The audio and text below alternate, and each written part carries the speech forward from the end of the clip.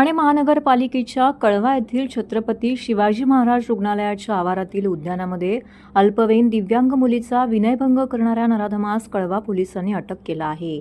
प्रदीप शेळके असं त्या नराधमाचं नाव असून एका रुग्णाच्या नातेवाईकांच्या आणि रुग्णालयातील MSF सुरक्षा रक्षकाच्या सतर्कतेमुळे पीडित मुलीवरील अनर्थ टळला आहे. आईसोबत ही मुलगी कळवा रुग्णालयामध्ये आलेली असताना 11 वर्षीय पीडित मुलगी रुग्णालयाच्या आवारामध्ये उभी होती. त्याचवेळी नराधम प्रदीप शेळके यांनी त्या मुलीला त्या ठिकाणच्या उद्यानात नेले. तिथे तो मुलीशी अश्लील चाळे करत असताना ही बाब रुग्णांच्या नातेवाईकांच्या निदर्शनास आली.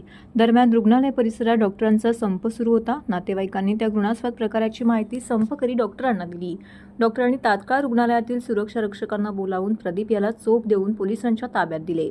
तसेच या प्रकाराची माहिती कळवा पोलिसांना देखील दिली. त्यानुसार घटनास्थळी दाखल झालेल्या पोलिसांनी आरोपी प्रदीप याला त्याला अटक केली असून त्याच्यावरती पॉक्सो कायद्याच्या अंतर्गत गुन्हा दाखल केला आहे.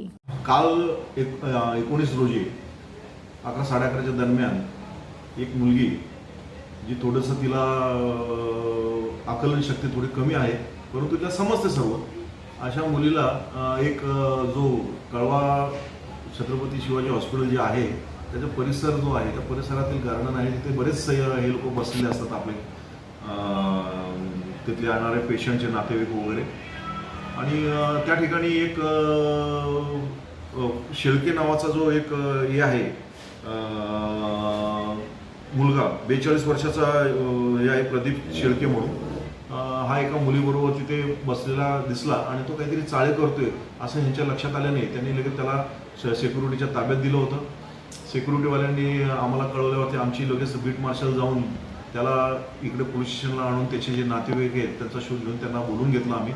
आणि त्यांची तक्रारीवरून भारतीय न्याय संहितेच्या अन्वये 1247/24 अन्वये पोस्को 74 आणि पोस्को 8 प्रमाणे गुन्हा दाखल केलेला आहे. आणि सदर गुन्ह्यामध्ये आरोपीला लगेच तात्काळ आम्ही अटक करून कडक कारवाई केलेली आहे. आणि सदर ठिकाणचे जे CCTV फुटेज आहे त्याची आम्ही पाहणी करतोय की तिथे काय आहे का, परंतु त्या परिसरामध्ये CCTV संदर्भात आम्ही आमचे गोपनीय कर्मचारी आहेत त्यांनाही आम्ही सांगितलेलं आहे की यामध्ये छत्रपती शिवाजी रुग्णालयाचे जे अधिष्ठान आहेत त्यांच्याशी संपर्क साधून आणि त्यांना एक पत्रव्यवहार करून आजूबाजूचा परिसर ह्या परिसरामध्ये सर्व ठिकाणी CCTV लावण्याची आम्ही त्यांना विनंती करणार आहोत. कारण आता कलकत्ता वगैरे काही ठिकाण आहे, या ठिकाणी झालेल्या काही घटनांच्या पार्श्वभूमीवरती आपल्याला लोकांची सुरक्षितता आणि मुलींची किंवा महिलांची सुरक्षितता अतिशय महत्त्वाची आहे आणि त्या दृष्टिकोनातून हे पाऊल उचलणं अतिशय गरजेचं आहे. आणि ह्या गुन्ह्यामध्ये जो आहे तो आम्ही जो तपास आहे तो आम्ही करीत.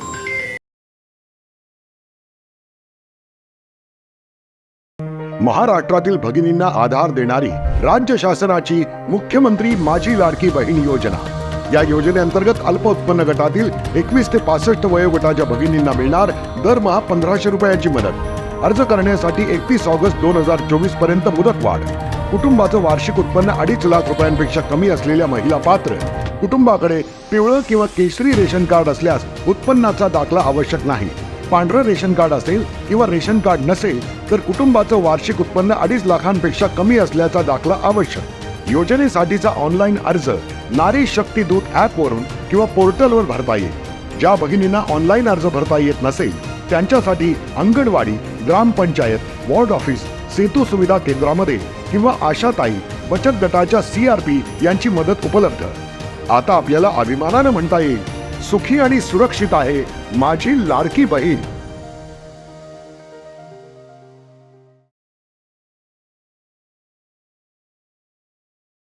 कलकत्ता येथील डॉक्टर मौमिता देबनाथ यांच्यावर अत्याचार करून त्यांची हत्या करणाऱ्या नराधमांना व महाराष्ट्रात पवई, बदलापूर, कळवा येथील लहान चिमुकल्या मुलींवरती अतिप्रसंग करण्यात आला आहे.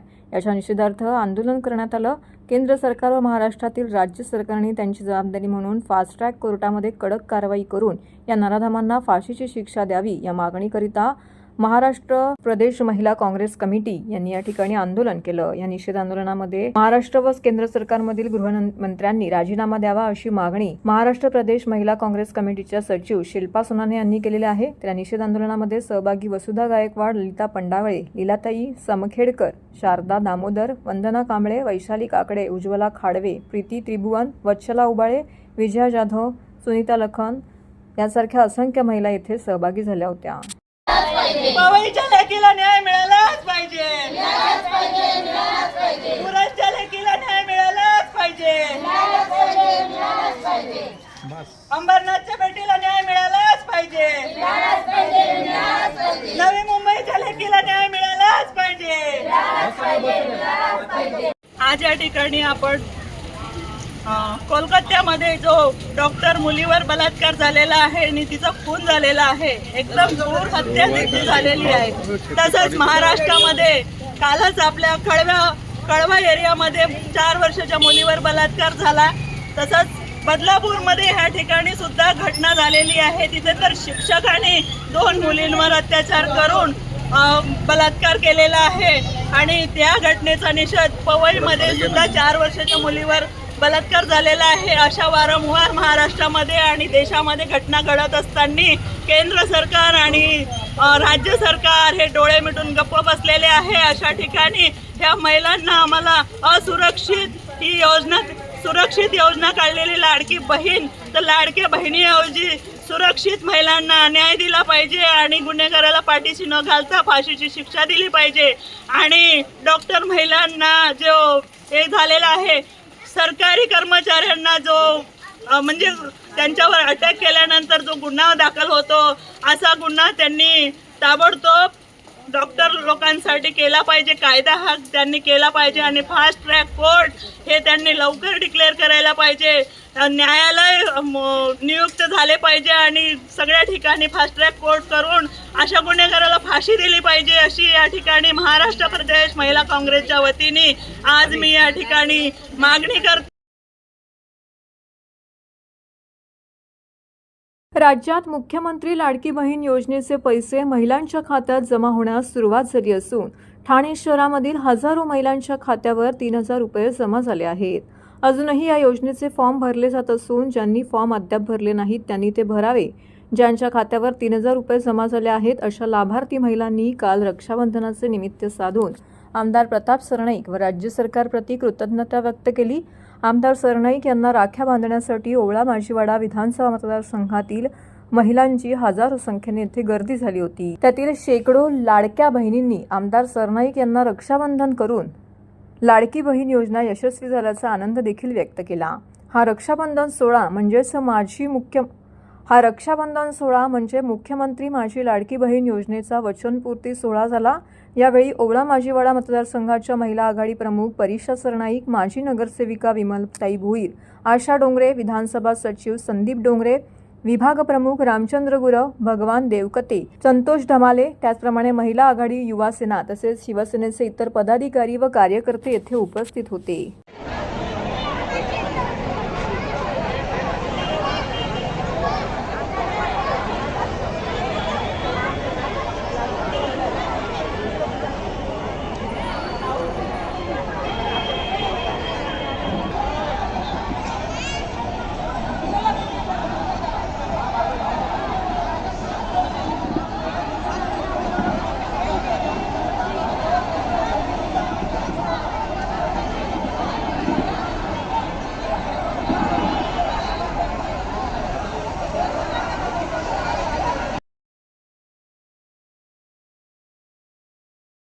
सर्व बहिणींना रक्षाबंधनाचा 3,000 रुपयांचा पहिला हप्ता मिळाल्याबद्दल स्थानिक नगरसेविका एकता एकनाथ भोईर यांच्या नेतृत्वाखाली प्रभागातील सर्व बहिणींनी माननीय मुख्यमंत्री एकनाथ संभाजी शिंदे साहेब यांचे आभार व्यक्त केले. राज्यातील सर्व भगिनींनी एकत्र भेटणे शक्य नव्हते, त्यामुळे प्रभागात विविध ठिकाणी मुख्यमंत्र्यांच्या कटआउटला राखी बांधून बहिणींनी रक्षाबंधन साजरे केले. तर इंदिरानगर नाका येथेही यावेळी बहिणींचे आपल्या भावाबद्दलचे प्रेम पाहून मन आनंदाने भरून आले. यावेळी येथे मुख्यमंत्री यांचा कटआउट सेल्फी काढण्यासाठी देखील ठेवण्यात आला होता. तर महिलांनी या कटआउटला राखी बांधून बहिणींनी रक्षाबंधन साजरे केले. सदर प्रसंगी माजी नगरसेवक वागळे विभाग प्रमुख एकनाथ अनंत भोईर, माजी नगरसेविका व माजी वागळे प्रभाग समिती अध्यक्षा एकता एकनाथ भोईर तसेच शिवसेना महिला आघाडी व स्थानिक महिला मोठ्या संख्येने येथे उपस्थित होत्या.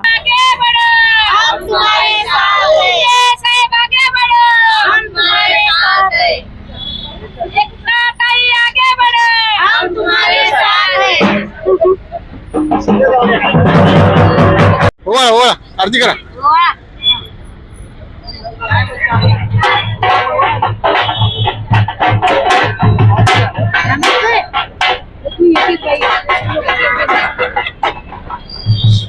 थोडा हात वर करा.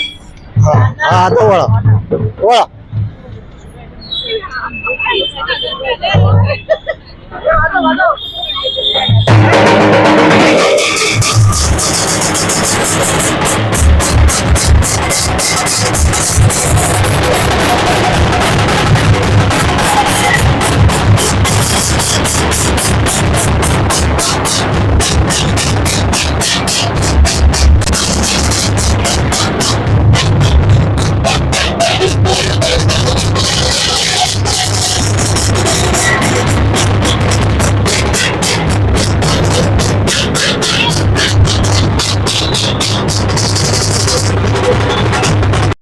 माननीय मुख्यमंत्री एकनाथ शिंदे साहेबांनी लाडकी बहीण ही जी योजना राबवली, त्या योजनेअंतर्गत सर्व महिलांच्या खात्यावर 3-3 हजार रुपये आलेत आणि त्या महिला एवढ्या जल्लोषात होत्या की आज आम्ही इथे जल्लोष साजरा करायचा म्हणून सेल्फी पॉइंट केलाय. पण त्या सेल्फी पॉइंटचं न होता सर्व महिलांनी येताना प्रत्येकीने आपापल्या आनंदात एवढ्या होत्या का प्रत्येकीने राख्या घेऊन आल्या आणि आज आम्ही इथे मुख्य ओवाळणी म्हणून साहेबांनी आम्हाला जे 3 हजार रुपये दिले होते म्हणून आज आम्ही सगळ्यांनी राख्या बांधून साहेबांचा साजरा केलाय, रक्षाबंधन साजरा केलाय. या निमित्ताने साहेबांचे आम्ही सर्व महिला आभार मानतो.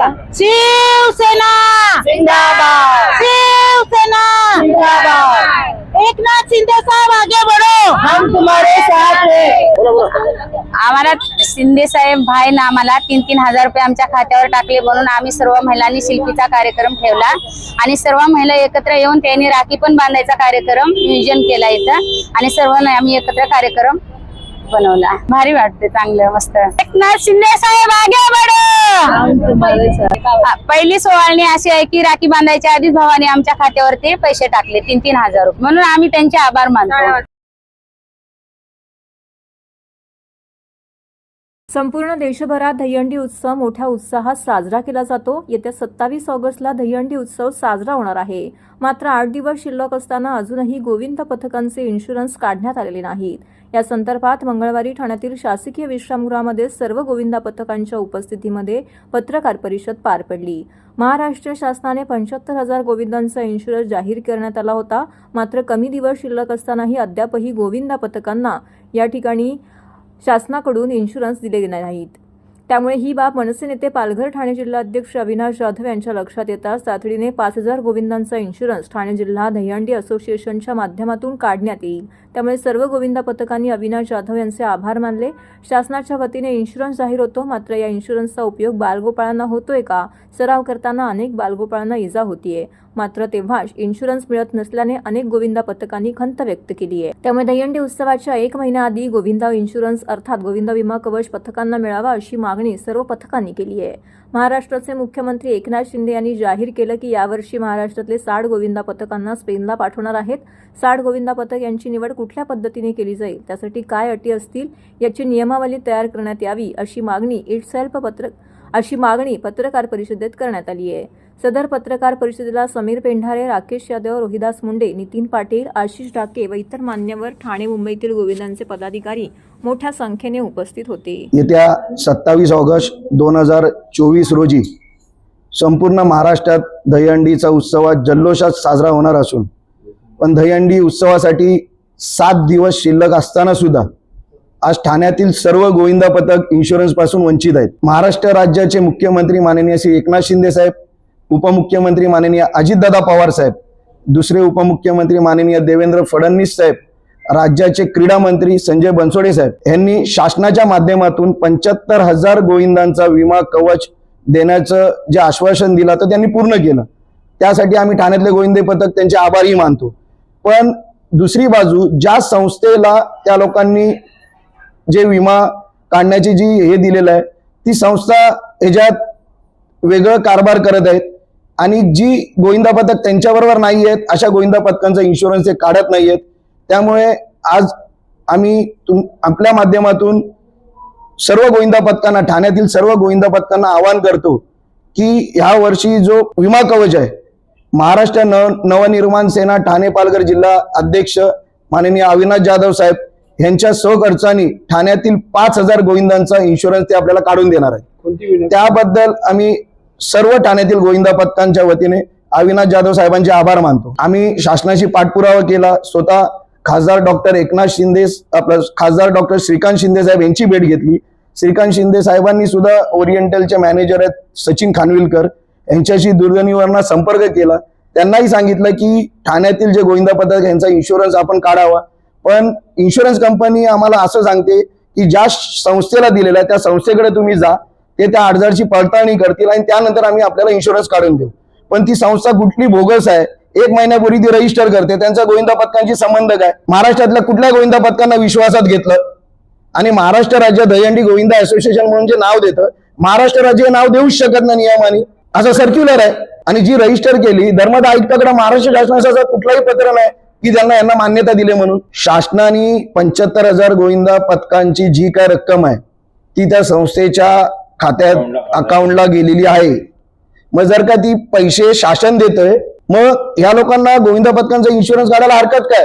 हे काय ही संस्था काय यांच्या खिशातले पैसे देत नाहीये? मग तुम्ही त्याला नियमाने अटी का ठेवता? आपल्या माध्यमातून आम्ही शासनाला विनंती करतो की जेणेकरून आपण डायरेक्ट ओरिएंटल इन्शुरन्स वाल्यांना गाईडलाईन द्या की जे गोविंदा पथक तुमच्याकडे अप्रोच होतात त्यांचे इन्शुरन्स काढा म्हणून. त्यावर्षी आम्ही तेच सांगितलेलं शासनाच्या प्रतिनिधींना की जर का शासन आमचा इन्शुरन्स करतोय तर शासनाचा भाग आहे की त्यांना ओरिएंटल कंपनीला पत्रव्यवहार करणे की जे गोविंदा पथक डायरेक्ट तुमच्याकडे येतील त्यांचा इन्शुरन्स तुम्ही करून द्या म्हणून.